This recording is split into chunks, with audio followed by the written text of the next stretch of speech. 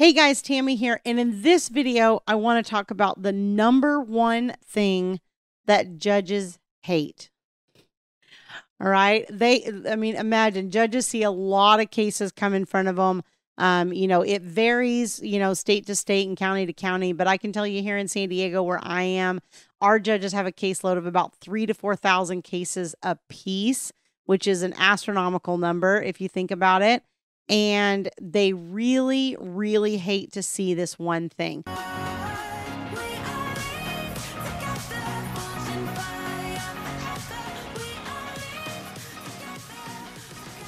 Before we dig into that, let me just remind you that if you like this video, don't forget to hit like and also subscribe to the channel so you're notified as new videos come out. What judges really hate is when they see two parties in front of them that are clueless and who behave in the exact same way as the other one and blame the other one, because this is the cycle they see all day.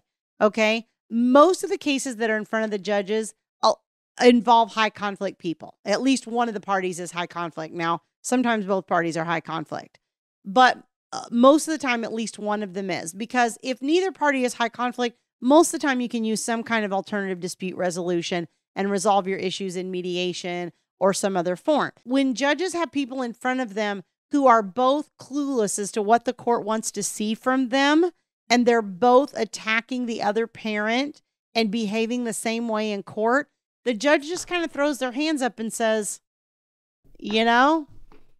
pox on both your houses, as Thomas used to like to say. It's just like, you're not getting anywhere because you're behaving the same way as the other parent. Okay, if you think the other parent's difficult, but you're behaving that way too, then you're not going to win in the court, because people think they think they're going to fight fire with fire. Oh, this person's being difficult, let me be difficult too. Well, and I'll say to people, you need to not do that. Well, they're doing it. That's not how this works. You don't win in court by fighting fire with fire. And the judges really hate to see that approach. What the judges want to see is that you understand how you need to conduct yourself, that you know what they're looking for, and that you're modeling that type of behavior that they want to see through your communication, through your interaction with the other parent, through your interaction with the experts, through the way you present yourself in court. There's so many different things that go into this. Like, it's really hard to just give you, a short, succinct video on all the different ways that this could be happening, because it's really hard for us to get outside of ourselves and objectively observe the things that we're doing that are sabotaging ourselves. Okay, this comes into our own self-sabotage, because either I give in to my emotions, right? I have one client who a few weeks ago, she called me and she said, Tammy, I really screwed up. And I said, what happened? And she said, well, I went to the exchange and I let dad push my buttons and I let it get the better of me and I reacted poorly.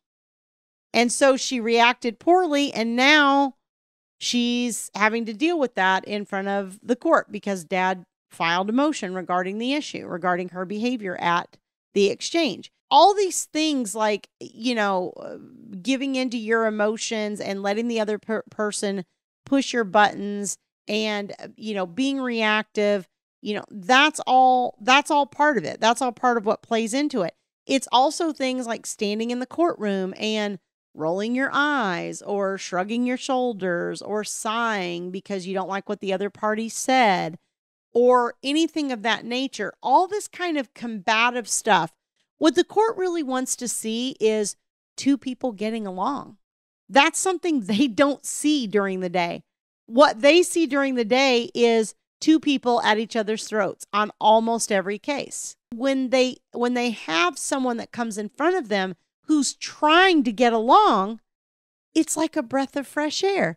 Even if the other parent, now I know that you can only do your part, right? You can't control the other parent, and I'm not suggesting that you can, but you can have an impact on the other parent by how you control your own actions and reactions. When the court starts to see you developing this pattern of behaving the way that you should, then it's like a breath of fresh air for the court. And they kind of go, wow, somebody who actually gets it, somebody who actually understands what I want them to do.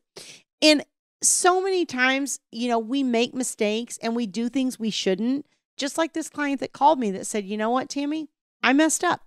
She knew that, she had overreacted and had gotten emotional, and she knew that it was a problem. What I said is, okay, well, we start damage control right now.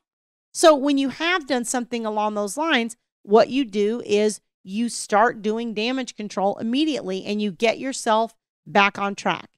It's kind of like if we're trying to diet and, we're trying to lose weight and we say, okay, I'm going to do low carbs. That's the thing that works best for my body. And I'm going to really try to significantly reduce my carbs and count my calories. And that's how I'm going to, go about losing weight. And let's say we do it and we have some success and we start losing weight. And then, it's football, Monday night football. And we decide to, friends invite us over and we go and there's these pizzas there. And that's what's for dinner, right? And we eat 2 or 3 slices of pizza because we're hungry and that's all there is for dinner. So we have it. But then we go home and we go, well, I had the pizza. I might as well have a bowl of ice cream too. And all of a sudden you're on this slippery slope because then the next day it's like, well, I'm up 3 pounds. This is obviously not working. I might as well just eat what I want to eat and enjoy myself. Right. And we get on this slippery slope instead of saying, okay, I'm here. Pizza's all there is. I'm really hungry, but let me just have one piece to tide me over until I get back home or get somewhere else. And then I'll have, a grilled chicken salad at that point, and I'll have a little, I'll have a little bit of pizza here just to tide me over in the meantime. And then I don't have any other ice cream or anything. And maybe tomorrow I walk an extra half hour or whatever it is, because I know I had that pizza and my carbs were up. Well, then probably within a day or two, I'm going to go back down to whatever my pre-pizza weight was, right? And then I can continue on my journey losing weight. But so many times we make a mistake like that and we just throw in the towel. And I see people do this on their custody cases where they'll make an error and they just compound it, because then they start beating themselves up and they start feeling bad about what they did or the choice that they made. And then by beating yourself up, you just hurt your self-esteem more. You become more emotional. You become, more critical of yourself. And then that causes you to act out and be reactive and emotional in more ways. And then you do more and more things that hurt your custody case. And so you can just kind of get on this slippery slope of a downward trajectory. And what the court really wants from you is, okay, you made this mistake, but how do we immediately start to correct it? How do we immediately start to regain our credibility by behaving in the ways that we should? And so I don't ever want you to feel like one mistake is the end of your case. It's not. I've seen people recover from really horrific things. I've seen people that had a DV against them that had, 2 hours a week of supervised parenting time, end up with about 18 months later having 50-50 custody. Like, it's possible. It's possible to recover from these situations, but you have to start to do the things the court wants you to do. And again, that involves, when you go in front of them, you having behaved in ways and done things that show them that you get how they want you to behave. Because with courts seeing 2 negative, high conflict people all day, every day, if you can be that one needle in the haystack that comes in that isn't doing that, they're going to remember. That's going to stick with them because you got it. You knew what they wanted you to do and you followed through on that. And that is how you get your judge's attention. And if you aren't sure, honestly, one of the best things that I've seen Thomas use over and over is, if he's standing in a courtroom with a client that he maybe hasn't had the case very long, or there was something going on like that where he's like kind of not sure why the court's ruling the way they're ruling or whatever. Like, let's say the court says, oh, supervised parenting time for you, or, oh, one overnight a week for you. A great question to ask is, Your Honor, can you tell me what the court's concern is? Because if then the court says, well, my concern is that there's so much conflict between the two of you that, if you have closer to equal parenting time, it's going to be damaging for the child because of the level of conflict that's going on.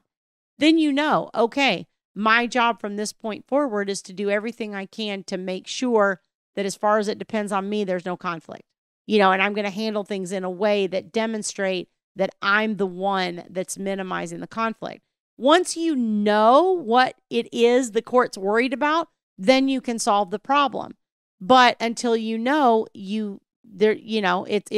much harder to do. You're kind of taking guesses based on what the court is saying or doing.